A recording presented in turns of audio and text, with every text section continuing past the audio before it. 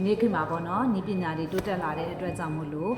လူတွေကဖုန်းတွေကိုအသုံးများလာကြတယ်ကလေးအစားလူကြီးပေါ့နော်အစုံဖုန်းတွေကိုသုံးကြတယ်အဲ့ဒီကြောင့်မို့လို့ဘာတွေဖြစ်လာလဲဆိုတော့အာယုံကြောတွေအားနည်းလာတယ်ပြီးလို့ရှိရင်ကြီးပေါင်းတွေဖြစ်လာတယ်ပေါ့နော်ဆက်ကြီးပေါင်းတွေဖြစ်လာကြတယ်အဲ့ဒီလိုဝေဒနာတွေကိုခံစားလာရမယ်ဆိုရင်တော့ရွှေစားစိတ်တိုက်ကနေပြီးတော့ထုတ်လုပ်ထားတဲ့3 in 1ကြီးပေါင်းစားလေးကိုသုံးဆွဲပေးစေချင်ပါတယ်ဒီစားလေးကကြတော့ကြီးပေါင်းကိုကြက်ထုတ်ထိုးလို့လည်းရတယ်ပြီးလို့ရှိရင်ကြီးပေါင်းဖြစ်တဲ့နေရာကိုရင်နွေးလေးနဲ့ဖြောဆက်ပြီးတော့လိမ့်ပေးလို့လည်းရတယ်အပူတွေများနေလို့ရှိရင်ခြေစိမ်လို့ရတယ်3 in 1စားလေးဖြစ်ပါတယ်ဒါလေးကကြတော့